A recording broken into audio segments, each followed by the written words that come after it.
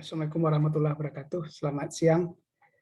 Baiklah, kita pada kuliah kedua ini kita akan mencoba menjelaskan, saya akan coba jelaskan mengenai materi kuliah struktur dan komposisi nutrisi tanaman hortikultura. Nah, tentu kalau kita bicara struktur dan komposisi nutrisi tanaman hortikultura, tentu sesuatu yang cukup beragam, ya. Karena barangkali berbeda dengan produk pangan, yang namanya produk hortikultura itu memiliki komposisi nutrisi struktur yang berbeda. Barangkali kalau pada tanaman pangan umumnya ada yang ada itu adalah biji, tapi pada tanaman hortikultura bervariasi, mulai dari yang namanya daun, buah, bahkan juga umbi. Nah, semua itu menjelaskan bahwa memiliki struktur dan komposisi nutrisi yang berbeda. Nah, kita lihat dulu dari sisi botaninya. Buah adalah bagian yang dapat dimakan dari tanaman yang mengandung biji atau kulit.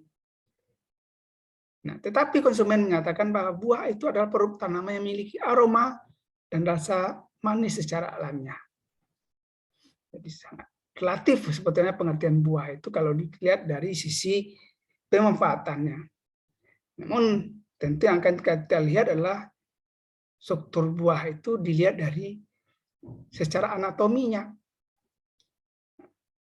Selain buah, juga produk hortikultura itu juga dalam bentuk sayur dan bunga.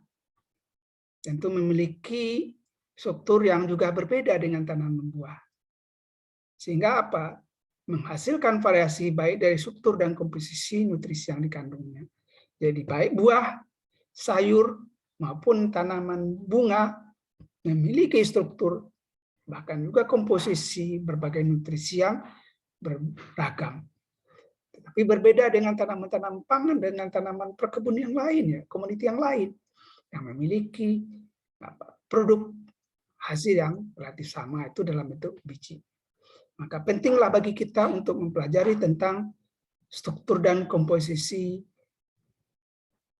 tanaman hortikultura, walaupun barangkali hanya dijelaskan secara. Nah, kalau kita lihat dari struktur buah, jadi ada berapa jenis buah yang berasal dari jaringan tanaman. Nah, kita lihat dulu adalah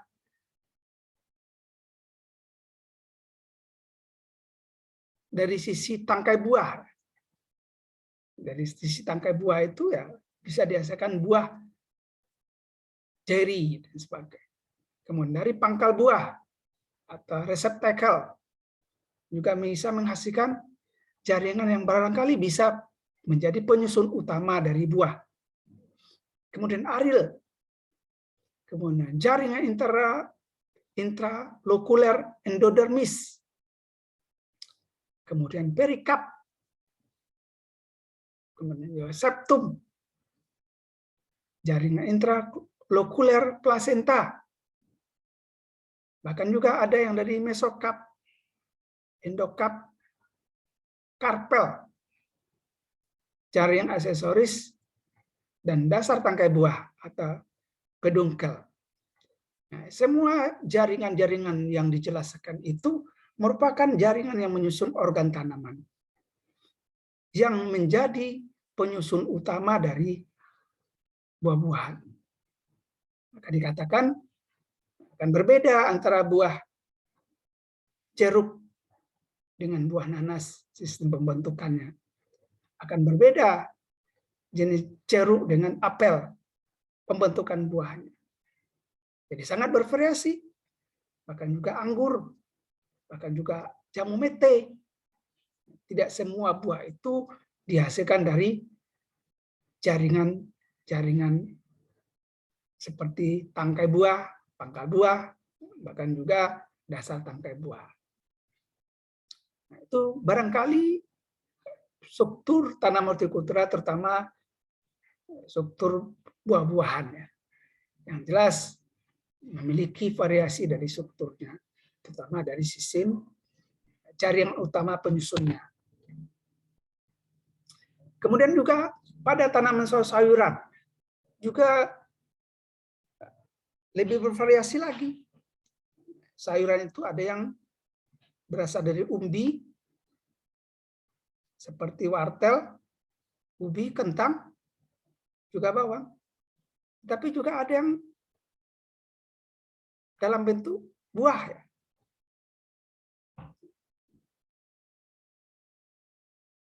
Kemudian juga ada dalam bentuk daun. Asal dari yang pembentukannya juga berbeda. Jadi secara umum sebetulnya asal dari ini sayuran sebagai jaring penyusun utama itu yang pertama adalah tunas bunga. Jadi tunas bunga bisa menghasilkan yang namanya buah. Atau disebut yang kedua adalah kecambah dari batang. Nah, kecambah dari batang juga bisa menghasilkan dalam bentuk batang atau barangkali seperti asparagus. Jadi asparagus itu terbentuk dari batang. Kemudian biji.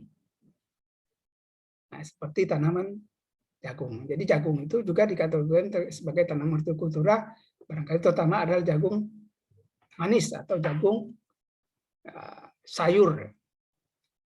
Kemudian juga tangkai daun. Juga bisa menghasilkan seperti pada seleri. Kemudian juga umbi batang. Ini umbi batang pada tanaman kentang. Kemudian juga akar yang membesar. Seperti wortel. Akar yang membesar menjadi umbi.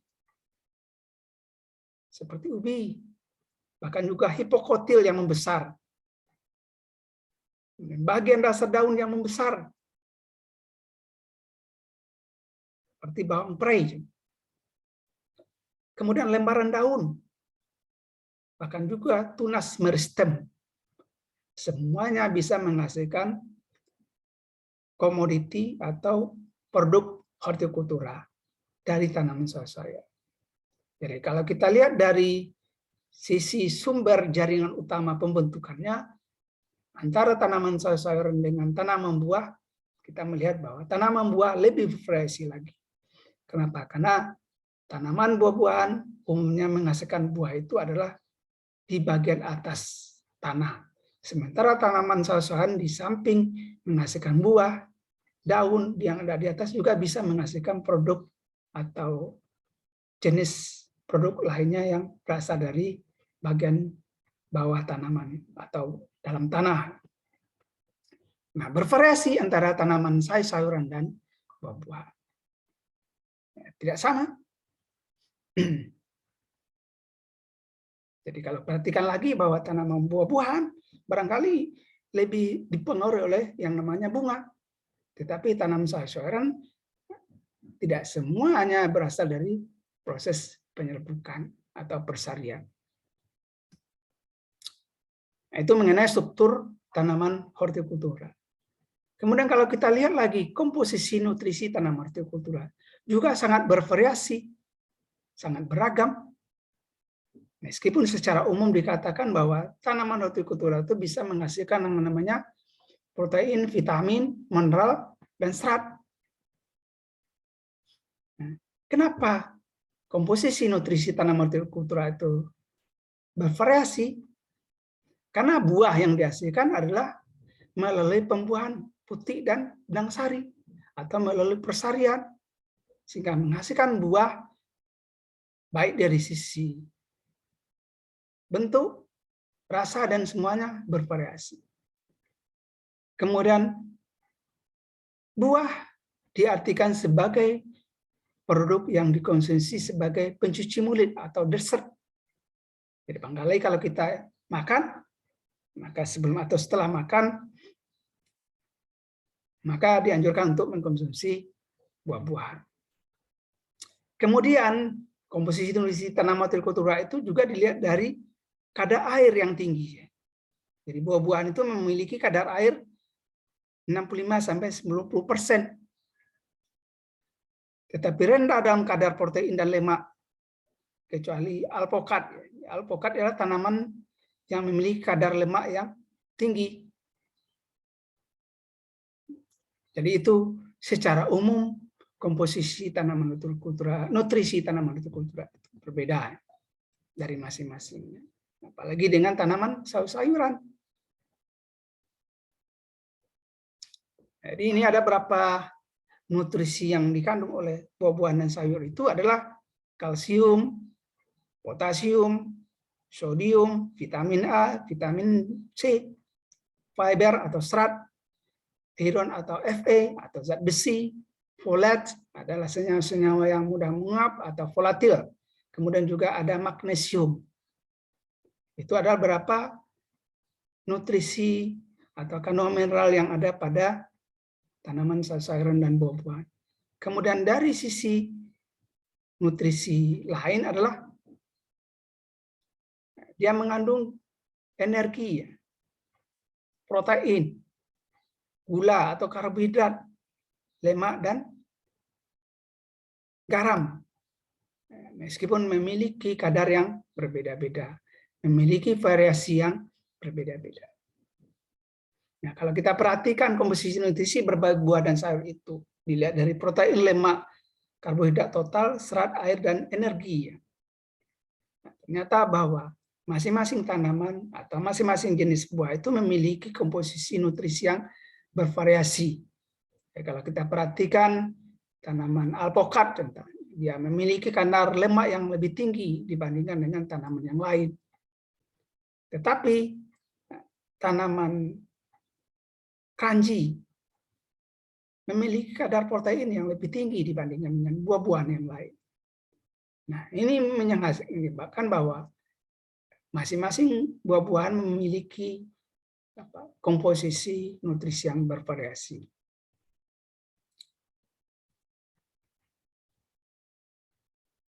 Selain nutrisi, barangkali juga mengandung yang namanya berbagai jenis pigmen. Pigmen itu juga mempengaruhi warna dan warna buah atau warna daun pada tanaman-tanaman hortikultura. Bervariasi, beragam komposisi berbagai buah dan sayuran itu. Baik dilihat dari vitamin, mineral, protein maupun pigmen yang ada. Ya, kita lihat dulu komposisi nutrisi tanaman. Yang pertama adalah air. Jadi kandungan air pada buah, sayur dan bunga potong hampir mencapai 90% dari seluruh senyawa yang ada pada jaringan atau organ bersangkutan. Tetapi kandungan air saat panen bervariasi dari yang rendah atau sekitar 50% seperti pada umbi kentang, dan yang sangat tinggi adalah 95% seperti pada buah mentimun, semangka, dan melo. Oleh karena itu, air menjadi salah satu yang menyebabkan tanaman-tanaman hortikultura itu dikonsumsi dalam bentuk segar. Karena kadar airnya memang tinggi, mulai dari sejak matang sampai pada saat bisa dikonsumsi. Nah, selain air, komposisi nutrisi yang penting juga pada tanaman hortikultura adalah karbohidrat. Jadi komposisi karbohidrat berkisar antara 2 hingga 40%. Meskipun kadar karbohidrat lebih rendah dibandingkan tanaman-tanaman biji atau tanaman pangan lain. Tetapi karbohidrat juga tetap ada. Kenapa? Karena karbohidrat itu merupakan penyusun sel terbesar yang merupakan hasil dari fotosintesis tanaman yang berklorofil. Jenis karbohidrat yang ada itu diantaranya gula, baik itu monosakarida, diskarida, jenis pati atau polisakarida, yang terdiri dari pektin, selulosa, dan hemiselulosa. Nah, kalau kita lihat yang pertama, itu gula dari jenis monosakarida. Jadi monosakarida itu merupakan gula reproduksi yang berperan pada reaksi pencoklatan atau non-enzimatik. Jadi cirinya adalah gula ini menghasilkan perubahan warna pada bagian buah. Nah, itu mengindikasikan bahwa jenis karbohidrat yang dikandung buah itu adalah monosakarida. Kemudian gula disakarida.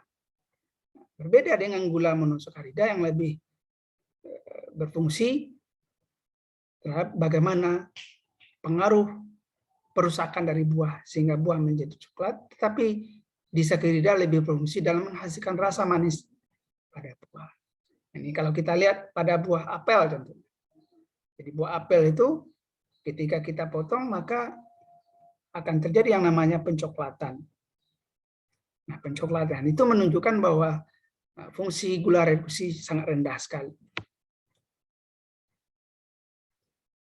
Nah, di antara karbohidrat yang penting juga adalah pektin. Jadi pektin itu adalah karbohidrat kompleks yang ditemukan pada dinding sebagai penyusun lamela tengah pada sel tumbuhan non-kayu, terutama buah-buahan. Jadi pektin itu sebetulnya akan mempengaruhi kulit buah, akan mempengaruhi kelenturan dari kulit buah. Nah, pektin mulai terbentuk bersamaan dengan proses pemasakan buah. Jadi kalau pada buah-buah yang belum matang, maka diindikasikan bahwa kulit buahnya keras, kaku. Tetapi pada buah yang telah masak biasanya kulitnya menjadi lunak. Nah, ini sebetulnya salah satu indikator bahwa kadar pektin pada buah itu meningkat. Nah, buah yang mengandung pektin adalah seperti pada buah jeruk, apel, tomat, dan pisang. Kadar pektin dalam tanaman kurang dari 5%. Jadi kalau kita perhatikan, kekakuan atau kelenturan dari kulit buah itu, ini kita bisa lihat pada jeruk. Jadi jeruk itu sebelum matang biasanya kulitnya keras. Begitu juga dengan tomat dan pisang. Nah, setelah matang biasanya kulitnya menjadi lunak.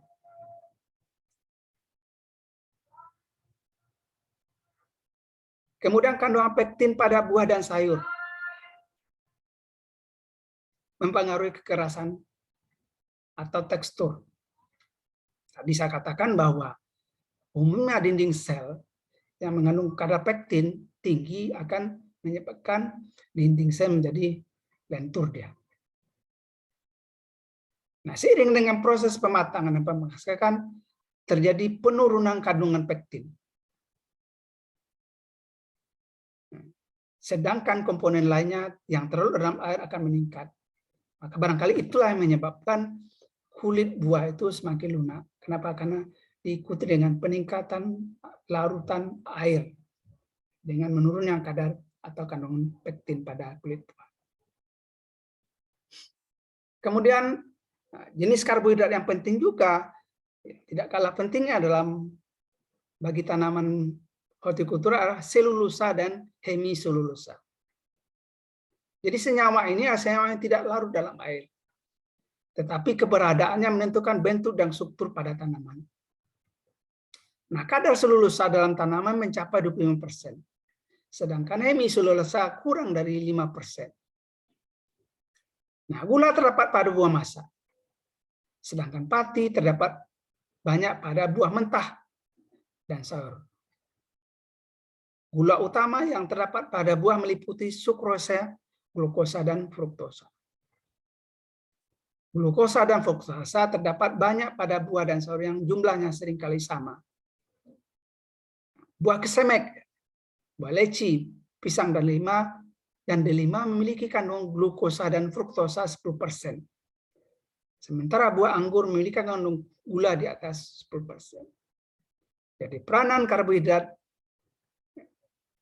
dalam berbagai fungsi dan peranannya, terutama pada buah-buahan dan sayuran, memang tinggi. Maka walaupun jumlahnya sedikit, tapi dia juga menentukan kualitas atau proses-proses yang terjadi dalam fisiologi buah-buahan dan sayur-sayuran. Nah, selain karbohidrat juga ada protein. Jadi protein merupakan senyawa yang juga terdapat pada buah, sayur, dan bunga potong. Tetapi jumlahnya sangat kecil, yaitu sekitar 3%. Dan fungsinya adalah sebagai enzim.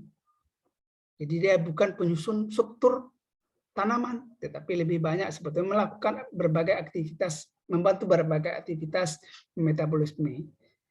Dia sebagai enzim atau sebagai katalisator. Nah, protein tersusun dari senyawa nitrogen.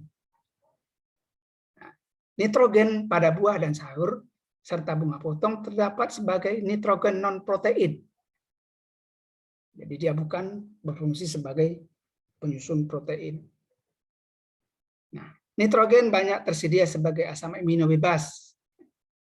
Jadi komposisi nitrogen itu tersedia dalam bentuk asam amino seperti asparagin, glutamin, purin, pirimidin, nukleotida, dan lain sebagainya. Jadi asam-asam amino itulah sebetulnya yang mempengaruhi komposisi nutrisi yang ada pada sayuran dan buah-buahan. Nah, kemudian yang berikut adalah lipid atau lemak. Meskipun senyawa lipid atau lemak itu tidak berpengaruh langsung terhadap komposisi nutrisi sayur dan buah, namun senyawa ini berada dalam sitoplasma dan sebagai penyusun membran sel, terutama banyak terdapat pada kacang-kacangan dan buah alpukat. Tadi juga dijelaskan bahwa alpukat itu memiliki kadar lemak yang tinggi, kadarnya bisa mencapai 20-40%. Sementara buah-buahan dan sayuran memiliki kadar lemak yang rendah, sekitar 1%. Maka sebetulnya kalau kita bicara tentang lemak tentu berhubungan dengan kolesterol.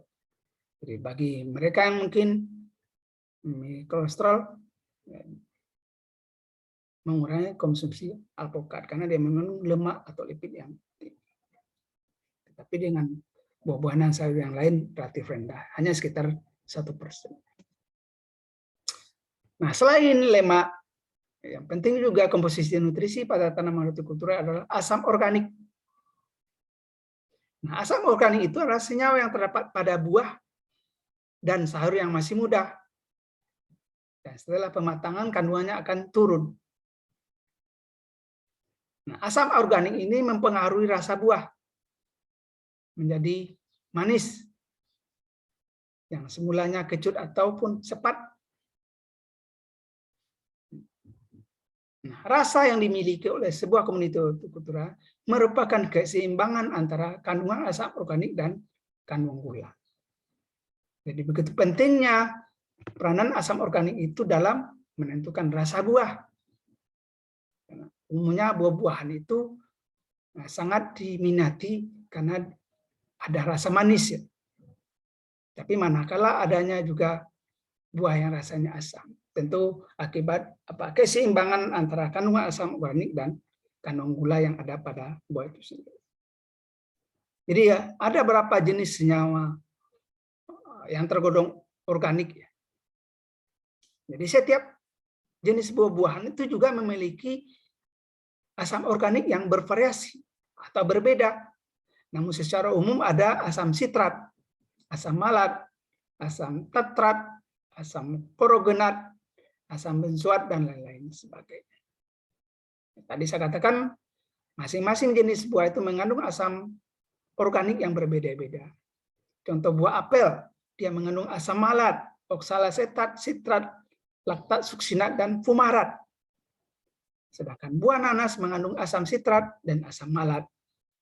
Maka variasi itu sebetulnya akan juga menimbulkan rasa yang berbeda. Apel contohnya dengan nanas, dia tidak memiliki rasa yang berbeda. dia memiliki rasa yang berbeda. Kenapa? Dia memiliki jenis asam organik yang berbeda. Begitu juga jeruk dengan nanas.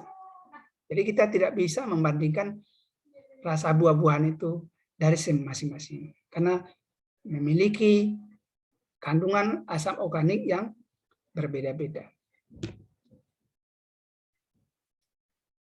Nah, yang penting juga selain nutrisi yang dikandung oleh tanaman hortikultura, juga ada senyawa volatil.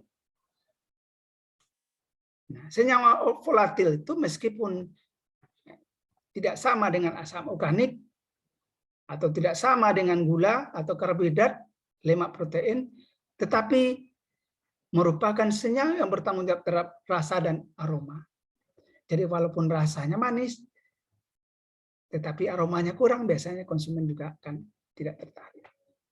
Maka rasa dan aroma itu sangat dipengaruhi oleh senyawa volatil atau senyawa memudah menguap. Nah, senyawa ini merupakan senyawa ester yang mudah menguap. Jadi barangkali senyawa-senyawa volatil itu dihasilkan ketika buah sudah memasuki fase masak atau matang. Contoh buah durian. Jadi durian itu ketika belum masak, buahnya tidak menghasilkan aroma, walaupun rasanya manis, atau dia sudah masak, tetapi biasanya diindikasikan oleh aromanya. Juga ada beberapa jenis tanaman lain, mangga. Mangga juga bisa menghasilkan aroma.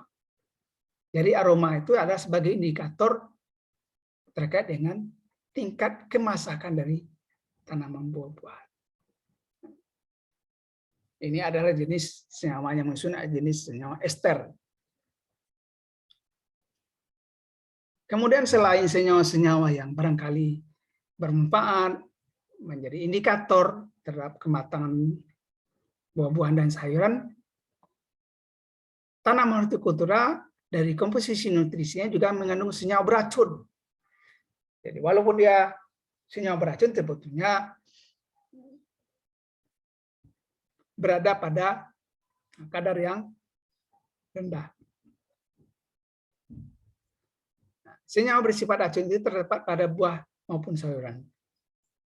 Di antara senyawa beracun itu hidrogen, sianida, alkaloid, kafein, hemaglutinin, mimosin, leukonin, dan saponin. Tetapi senyawa-senyawa itu pada kadar yang rendah juga bermanfaat. Bahayanya racun itu ketika dia memiliki kadar yang tinggi. Kemudian ada vitamin dan mineral. Di awal saya katakan bahwa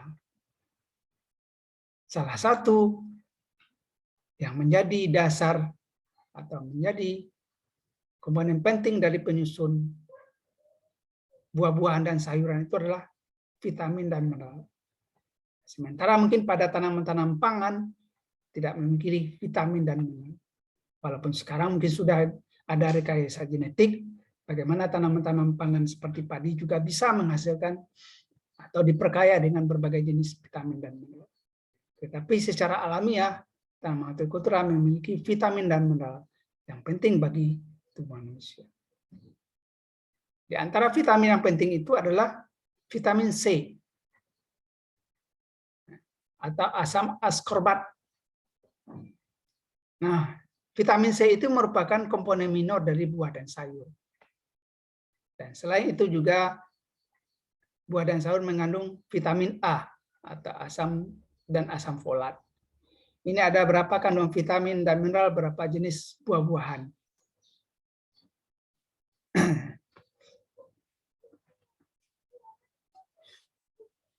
Seperti alpukat. Alpukat itu juga mengandung kalsium. Jambu bol, jeruk keprok, mangga golek, nangka, nanas, pepaya, dan pisang. Di samping juga mengandung kalsium, juga mengandung Fe atau besi. Jadi di antara tanaman buah-buahan yang memiliki kadar besi yang tinggi adalah pepaya. Kemudian juga Di antara tanaman-tanaman buah-buahan itu yang mengandung vitamin A yang tinggi adalah mangga. Maka kalau kita ingin mengkonsumsi atau memperkaya nutrisi bagi tubuh, ya kita bisa lihat dari komposisi vitamin dan mineral yang ada pada berbagai jenis buah-buah. Kemudian selain nutrisi yang dikandung itu juga ada yang namanya warna atau pigmen. Ya, kalau komoditi hortikultura umumnya memiliki variasi warna, mulai dari daun, kemudian umbi dan buah, semuanya memiliki variasi warna. Nah, warna itu adalah menjadi indikator ada tanaman hortikultura, tetapi tanaman-tanaman pangan tidak memiliki pigmen yang bervariasi, semuanya sama. Kemudian pigmen itu juga menjadi daya tarik konsumen. Manakala warnanya merah atau warnanya kuning, terutama pada tanaman hias dan komoditi sayur yang lain.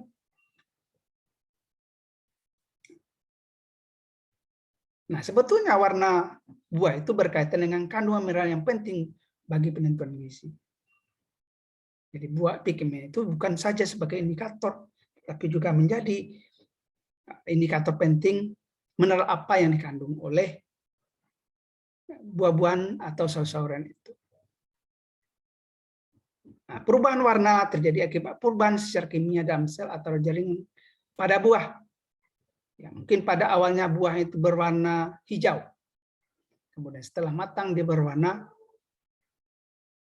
kuning, atau pada awalnya berwarna hijau, kemudian berubah menjadi orange atau merah, dan sebagainya. Maka itu menjadi apa? Menjadi salah satu indikator bahwa buah itu sudah layak dipanen atau sudah masak. Nah, ada beberapa jenis pigmen yang penting pada tanaman hortikultura itu. Yang pertama adalah antosianin. Jadi antosianin itu adalah salah satu pigmen berwarna merah, atau juga ada yang biru atau ungu, yang bersifat larut dalam air. Ya, kalau kita lihat pada buah-buah yang masih muda warnanya hijau, kemudian dia warna merah, seperti tomat, atau juga ada yang berwarna biru. Itu tanaman-tanaman seperti anggur atau ungu pada anggur. Kemudian selain antosianin juga mengandung yang namanya pigmen antosantin. Jadi pigmen antosantin ini adalah pigmen yang memberikan warna putih atau kuning pada buah seperti buah apel dan pisang. Ini adalah salah satu senyawa pigmen yang mempengaruhi warna apel dan pisang. Kemudian ada namanya tanin. Tanin ini merupakan pigmen yang tidak berwarna, yang juga terdapat pada apel, salak, pisang, dan sebagainya. Kemudian selain tanin, antosianin, dan antosantin, juga ada flavonoid. Jadi flavonoid itu adalah pigmen yang berwarna kuning. Pigmen ini bersifat lebih tahan terhadap panas maupun oksidasi. Selain flavonoid juga ada klorofil. Nah, di klorofil itu adalah salah satu pigmen yang umumnya terdapat pada daun, kemudian juga pada buah yang masih muda. Di antara buah yang muda dengan buah yang masak terjadi perubahan warna itu karena berubah komposisi klorofilnya. Yang pertama mungkin barangkali dia berubah menjadi kuning, maka akan merubah itu adalah jenis antosianin. Dan klorofilnya menjadi lebih rendah. Dan pigmen yang penting juga adalah karotonid. Jadi merupakan pigmen warna kuning dan merah muda pada buah, sayur, dan bunga. Nah, terdapat dua macam senyawa karotenoid itu. Ada yang disebut dengan likopen pada buah tomat, semangka, dan pepaya.